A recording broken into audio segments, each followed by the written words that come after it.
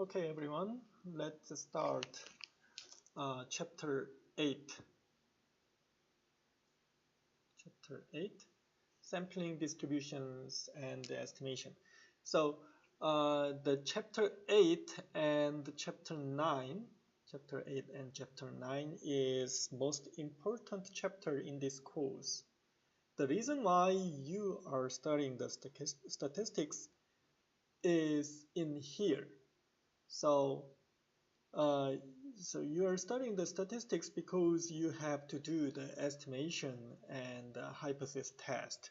So this two chapter is most important chapter of this summer semester statistics course. So we've studied in chapter 2. In chapter 2, we've studied the sampling. So this sampling means that here is the population information. So this population is, for example, New York citizens' weight or New York citizens' height, or GMAT score of all university students in the United States. This kind of information is population, but population sometimes is not easy to directly analyze. So because the human being is limited creature, so we cannot analyze all of the population information directly. So for that reason, we just select some subset of population and we analyze this subset, and then we guess that this subset is an approximation of population property. So first we have to do the sampling of this population data to sample data. So we select sample data from the population, so that is sample.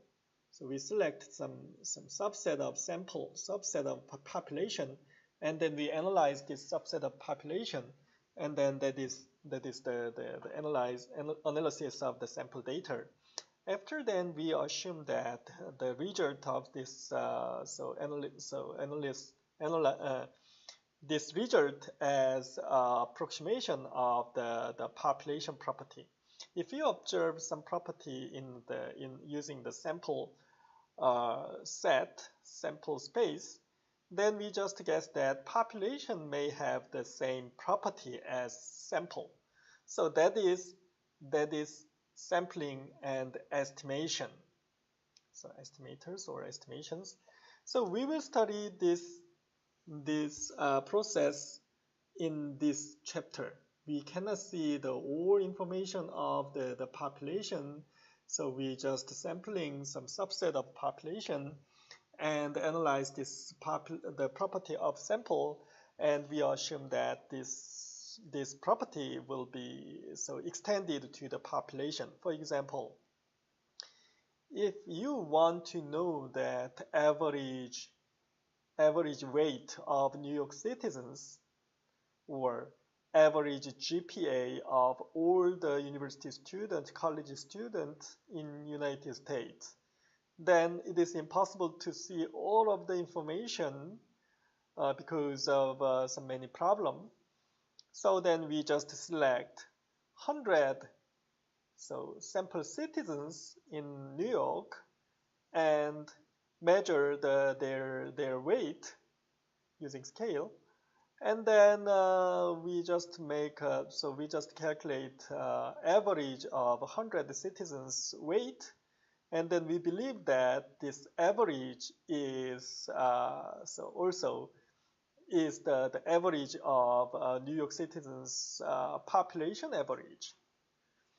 And so if you want to know that average GPA of the university student, then you just select 100 subset of university students and ask them what is your GPA, what is your score, and then take the average of these 100 samples, and then you believe that the population mean, population average would be the same as this sample mean. So in this case, we say that it is estimation. We estimate the population mean using sample mean. So another name of estimation is an approximation. So we don't know the population information, so we just calculate the sample information and we approximate this population mean using sample mean. Okay? So for example, so assume that we know that we have a large population of GM80 score. In these days, computer is very efficient, so it is not difficult to calculate, so analyze this large population. But suppose that this large population is not easy to control. Okay, so the population parameters, for example, population mean, mu is population mean. Population mean is 420.78 and population standard deviation is 86.80. And the number of samples in this population is 2,637. And here is the dot plot of this GM80 score.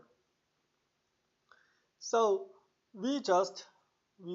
so for some reason we just select 5 number of samples from this population. Okay. Here is population,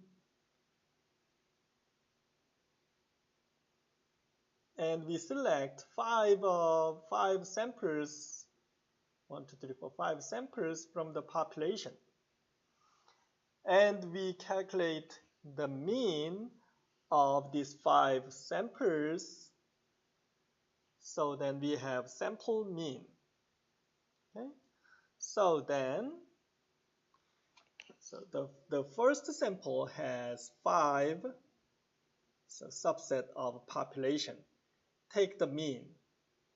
And second sample is another 5, so data in the population, 1, 2, 3, 4, 5, and take the mean.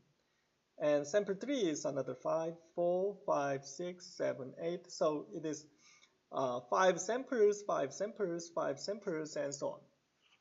So then if we have sample 1 and we obtain the mean of sample 1 as 504.0, so then we believe that this mean as the population mean.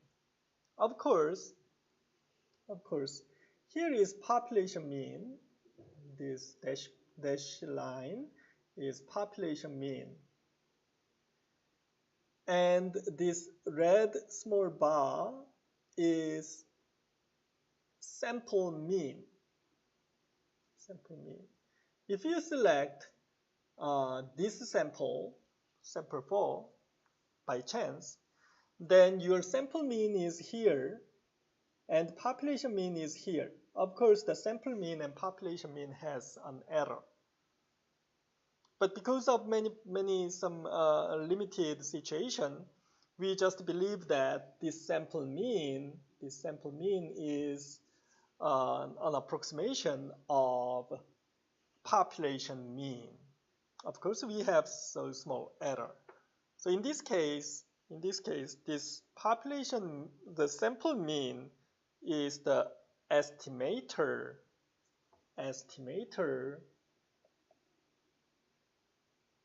of the population mean. So sample mean is the one estimator of population mean. Okay, and sampling variation is so. Okay, so we have, if you do the sampling not one time but 8 times, then you have sample means, and the sample means are not one single value. So the sample means are one of the random variable depending on the samples. Okay, I will discuss it later. Okay, so there are many estimators, so we can estimate mean or proportion or standard deviation. But in this chapter and in this course, we only study the estimator for the mean, population mean and sample mean, and the other estimator. So other estimators are studied the same way as the sample mean case. Okay. Now, we will study the sample mean only, so that is sample mean, and n is the sample size. And the sample standard deviation is, we've studied the sample standard deviation as this equation in chapter 4. Okay. So we have to divide it by n-1 instead of n. That is sample standard deviation. As I explained, we have population parameters, for example, population mean or population standard deviation or population proportion. So then because of some many limited situation, we take the sample, sample of the population space, and then estimate population mean using sample mean. Okay? So then this number is an approximation of the true value mu. Okay? Of course, sample mean is not exactly same as population mean. So in this case, we say that sampling error is the difference between sample mean and population mean. So x bar minus x bar is sample mean, it is sample mean. And mu is the population mean. So then difference between sample mean and population mean is called sampling error. So in GMAT score case, we have many. So here we have samples and sample mean and difference between population mean. So if you take the sample 1 as this one, they are sample 1. If you select by chance these 5 samples and take the mean, then we have sample mean in here and population mean is here. So the difference between sample mean and population mean is the sampling error between the sample mean and population mean. So here's them all. And so the difference between the sample mean and population mean is, so this difference is called sampling error. So sampling error is depending on the samples. So we have many samples. So in the first sample, sampling error is here. In second sample, sampling error is here. The third sample, sampling error is very small. The fourth sample, sampling error is here. And fifth sample, it is very similar as population mean and sample mean. Here is another sample mean, sample error. So sampling error depends on the sampling. So yeah. So okay.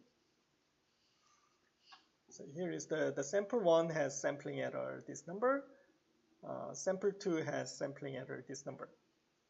Okay, so the population mean is this 420.78, but sample mean is 504.00. So sampling error is minus 16.78 or something like that. Here, sample 2 has the error. I'm sorry. Here is X bar, and here is also, it is misprint. X bar should be here. So X bar minus mu is minus 16.78. X bar minus mu is plus 55.22. So sampling mean is a random variable. So sampling mean depends on the sampling mean is depend on the sampling method. So different sample has different sample mean. So sample mean itself is a random variable. Okay? This property is very important. Okay. So we have sample mean, and I told you that sample mean is random variable. So sample mean is random for the sampling method. If we take the sample 1, then sample mean is 504. Okay, so if we take the sample 1, then sample mean is this number. If we take the sample 2, then sampling mean is that. So sample mean is different from the sampling. Sample 7 has mean this number, sample 8 has mean this number. So sample mean is a kind of random number. So we can take the expected value of sample mean. Okay? If we take this expected value of sample mean, then we can so imagine that expected value of sample mean minus population mean, this number. So that is called bias. The difference between the sample mean and population mean, that means mean of sample mean minus mu population mean is named bias. If this value of bias is same as 0, okay, so then we say that this random number x is unbiased estimator of mu. Okay. Yeah. So unbiased estimator is good news. Unbiased estimator is that expected value of the mean, sample mean, is exactly same as population mean. Then we say that it is unbiased estimator. Okay. So,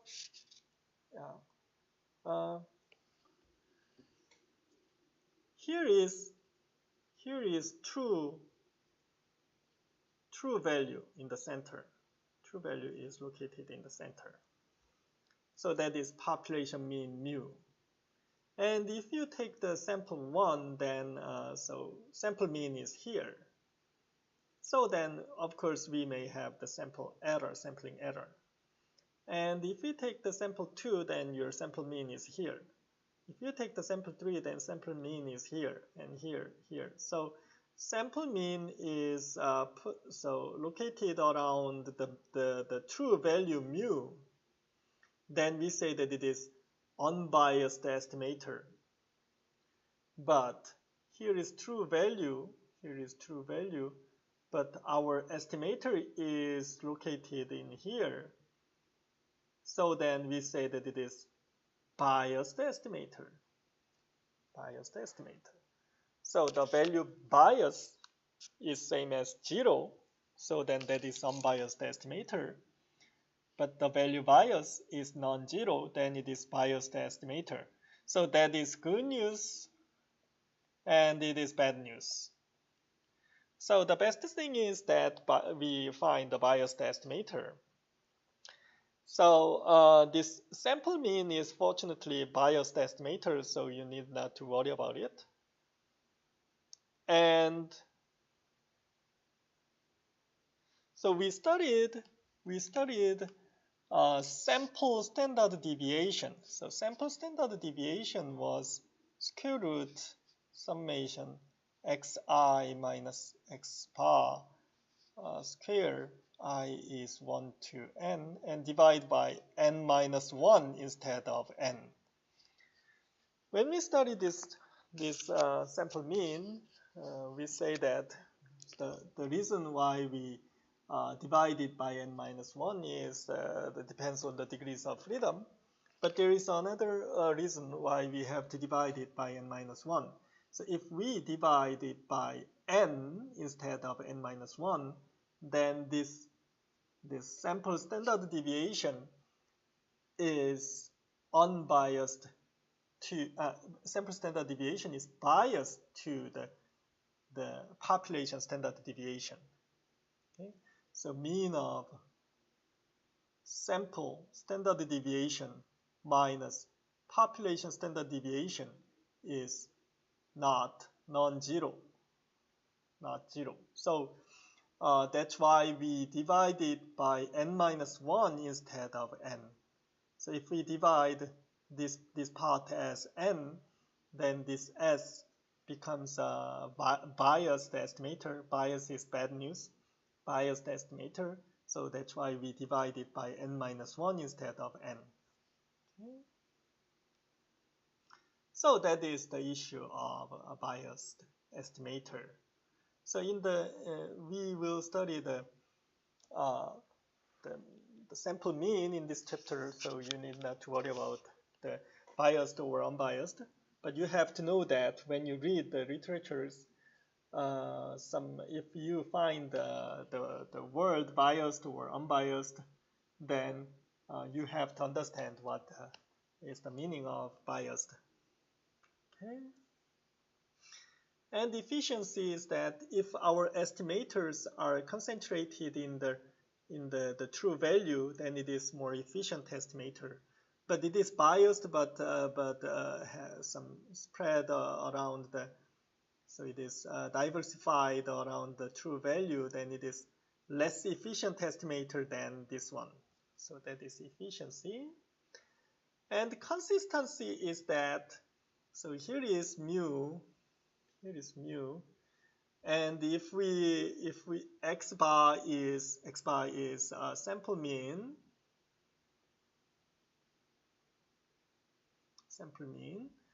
and sample mean is also random variable.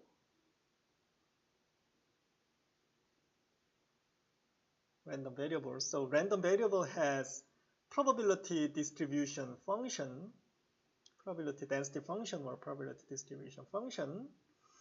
So then if the probability distribution function of random variable x is given by this black curve, so when the number of sample is 5, and if we increase the number of sample to 20, then the distribution of mean is more, so have more peakness and concentrated in the center. And n is increased to 80, then it is concentrated in the center more, so concentrated in the center, and so standard deviation is decreased. So as the number of samples are increased, then the sampling error between so sample mean and population mean, sampling error between these two value is decreased. It is increasing, and this difference is decreasing. This sampling error is decreasing as the number of sample is increasing. Then we say that this kind of estimator is consistent. Consistent estimator. Okay? So that is some main issues of the sampling and the estimation. But that is just an introduction, so you just so roughly understand it, then that's it. So now we have to study the central limit theorem, because we will so study the sample mean and population mean So we have to study the central limit theorem. So central limit theorem is central limit theorem for a mean. So we will study only mean, so don't worry about the other theories. Central limit theorem for mean is important if the random sample of size n is drawn from a population with mean mu and standard deviation sigma. The distribution of the sample mean x approaches a normal distribution with mean mu and standard deviation sigma x bar is equal to sigma over square root n as the sample size increases. That is central limit theorem. So that means, what is the meaning? It is the powerful result, blah, blah, blah. And here is population data. So population data may have the mean and standard deviation.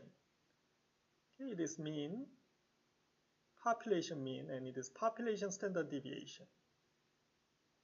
And we take the sample from the population. And this sample is the subset of population.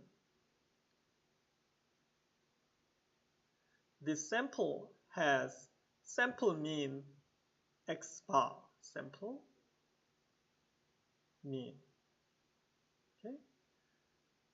And if we take the another sample, this sample 2, this sample 1, sample 2, and this sample has sample mean again. So let's say this one is sample mean 1, sample mean 2, and something like that. So then, as we take the samples, so for sample 1 has sample mean x1, and sample 2 has sample 1 has sample mean x1, and sample 2 has sample mean x2, sample 3 has sample mean x3, and so on. And sample 100 has sample mean x bar 100. So then they are all the different samples. If you take the mean of these samples, so then this mean of these sample means will be mu, which is the population mean. That is biased estimator. Okay, so that is infinitely many samples. If you select a different sample, then you have different mean. So then, distribution of sample mean. I'm not talking about the distribution of sample. I'm not talking about distribution of sample. I'm not talking about distribution of population. I'm talking about distribution of sample mean. Sample mean, distribution of sample mean. So if you draw the histogram using the sample means, then it may have some distribution. So the distribution of sample mean is, again, here. distribution of sample mean. So it is x1 bar, x2 bar. So this random variable can have x1 bar, x2 bar, depends on the sampling method.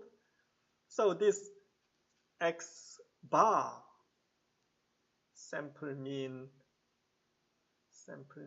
x bar is again random variable. This sample mean, it is random variable, and this sample mean is normally distributed, and mean is mu, and standard deviation is sigma over square root n. Okay, so this sigma is of course the population standard deviation sigma, and this mu is population mean mu. So mean of x bar is mu, so that means x bar is unbiased. So that's why the mean of x bar is this value. And the standard deviation of x bar is sigma over square root n. So that means if n is increasing, then sigma square root over n will be decreased to 0. Okay? So then the sampling error,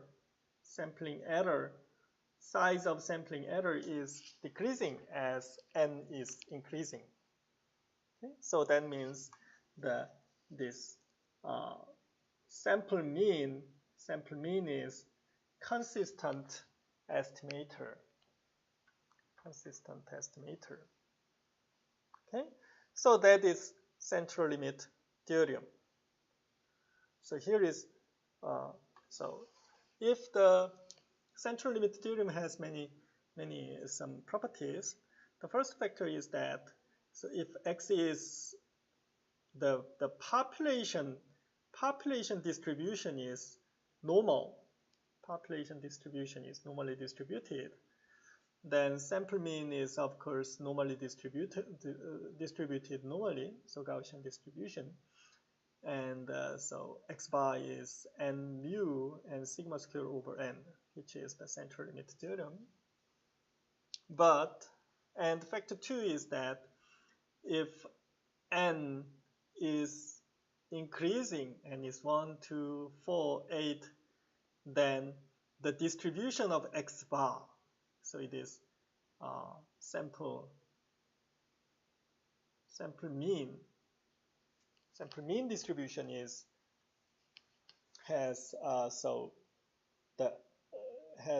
concentrated in the center as n is increasing. So that means the x bar minus mu. So this difference is this sampling error.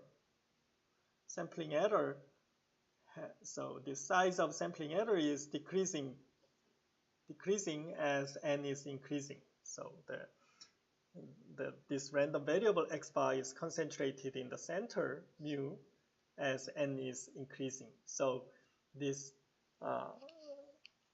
sample mean x bar is consistent. Okay? And the central limit theorem can be applied all of the population distribution. So population distribution is normal, then so x bar sample mean distribution is again normal distribution, and it is x bar is normally distributed, and mu and sigma over square root n. If the population distribution is uniform distributed, so it has very simple, so all the distribution is the same, but the sample mean is again normal distribution. The population distribution is triangular distributed. So whatever the distribution is, the mean, if you take the mean, then it becomes the normal distribution. the population distribution is totally skewed, but they don't care. This is not important. The sample mean of this distribution is normally distributed. Okay, so whatever the population distribution is, the sample mean is always normally distributed, and mean of sample mean is the same as population mean. Mean of sample mean is same as population mean, and the standard deviation of sample mean is population standard deviation divided by square root number of samples. Okay. So we can apply the central limit theorem to calculating the confidence interval. We will study the confidence interval in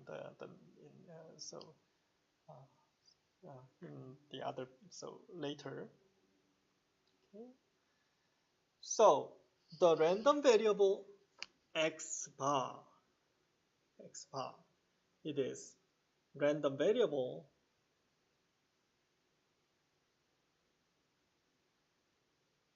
for sample mean, so it is random variable, and based on the central limit theorem, x bar follows the normal distribution with mean mu and standard deviation sigma over square root n. So x bar can be represented by mu plus sigma over square root n times z, where z is standard normal distribution. Okay, so now we have to know the standard normal distribution to analyze the sample mean distribution. Okay, so if you don't understand what is the standard normal distribution, then please repeat the chapter 7, study the chapter 7 again, and so study for the standard normal distribution and appendix C and C1 and C2.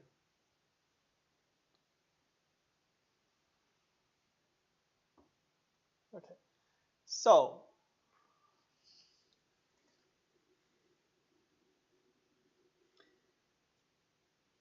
here is mu, and the distribution of x bar is normal distribution. It is PDF, probability density function of x bar. So then from here to here, so it is mu minus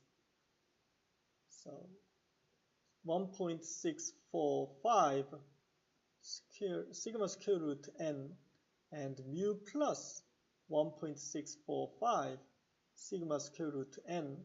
So this one, this area is 90% of total possible outcome of sample mean. Okay, because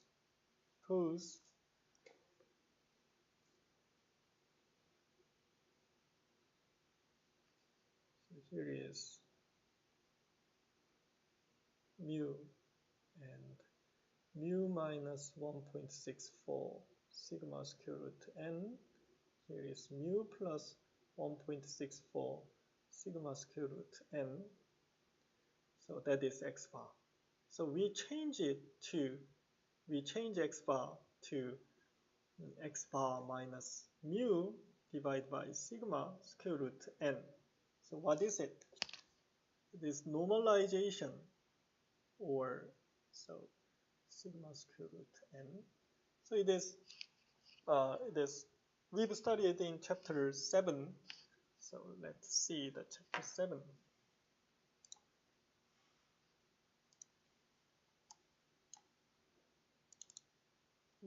Let me open the slide of chapter 7 again.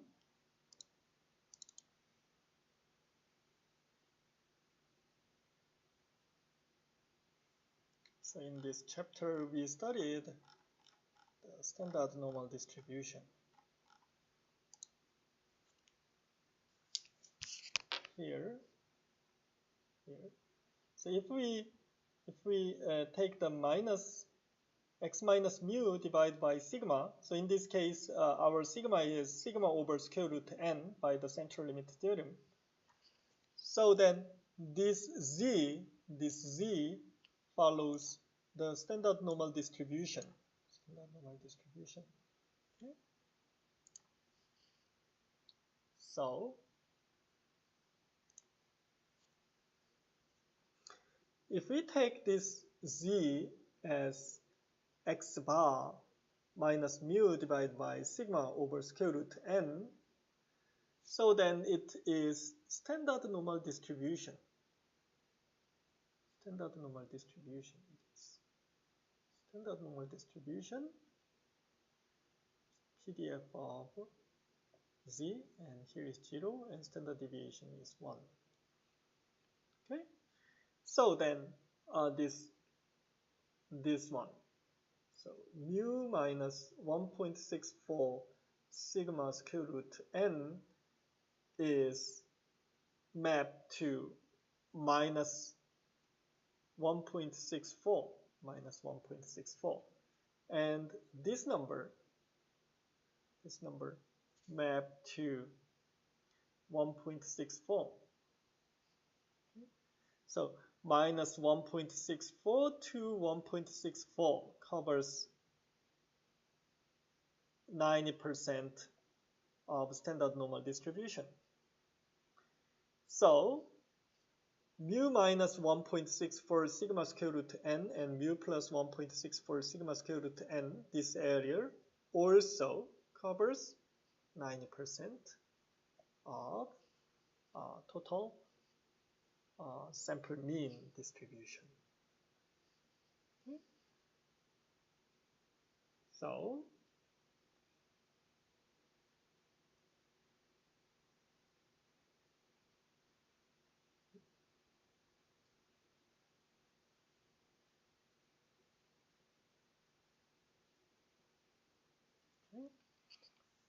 So we say that this area is called 90% interval, confidence interval.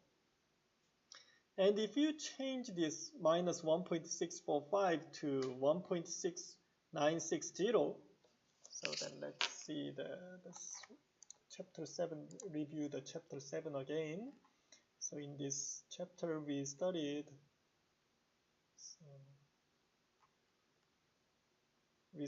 this one. So here 1.645, minus 1.645 and plus 1.645 covers 90% of the middle area, and minus 1.960 covers 95% of the middle area, and 2.576 covers 99% of middle area. So that's why here is 1.960 and 2.576. This one is 95% interval, and that is the 99% interval. So mu plus minus this number sigma square root n sigma over square root n is the confidence interval. Okay.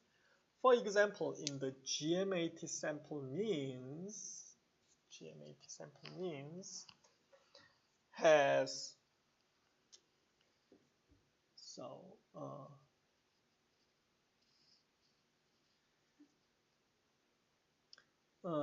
population mean is 520, and so population standard deviation is 86.80.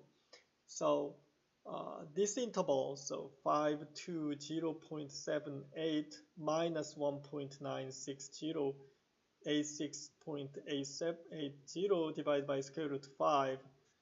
So I mean, it has not enough space.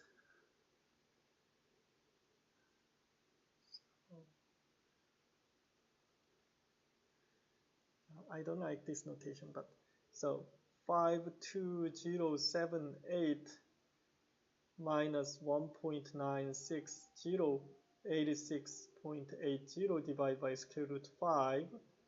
Between this number and this number, 520 plus 1.960, 86.80 divided by square root 5. So these two numbers, the interval between this number and this number, so is 95%, covers the 95% of all the possible outcomes. Okay, so that is, if you calculate this number, then it is 444.70. And if you calculate this equation, then you obtain the 596.86. So this interval is 95% of the sample mean. Because in this GM8 sample means we have only the number of samples is only 5. So that's why we have to divide it by square root 5.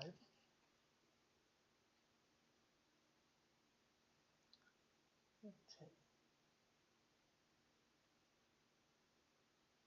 And if you increase the sample size to this, if you increase the sample size, then the standard deviation of sample mean, not the standard deviation of the population. So I mean, I'm discussing the distribution of X bar. X bar is the sample mean. I'm discussing the distribution of sample mean. I'm not talking about the population distribution. I'm talking about distribution of sample mean. Okay? This standard deviation is not population standard deviation or not sample standard deviation. This standard deviation is the standard deviation of sample mean. Sample mean is again random variable. So standard deviation of sample mean depends on the population standard deviation and square root n, number of samples. So number of samples are increasing, then the population standard deviation is fixed, and number of samples is increasing, then this sigma x bar is decreased. Okay, so the larger sample is the better. So sample size is increasing, then the standard error is decreased. So now, let me study the confidence interval. Okay.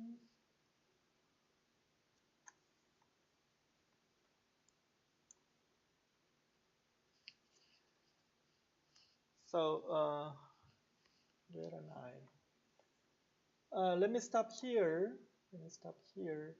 And please let me continue this lecture to next video, because I have many things to discuss for the confidence interval. So let me stop here, and then let me continue the confidence interval in the next video. Thank you so much, and see you next video.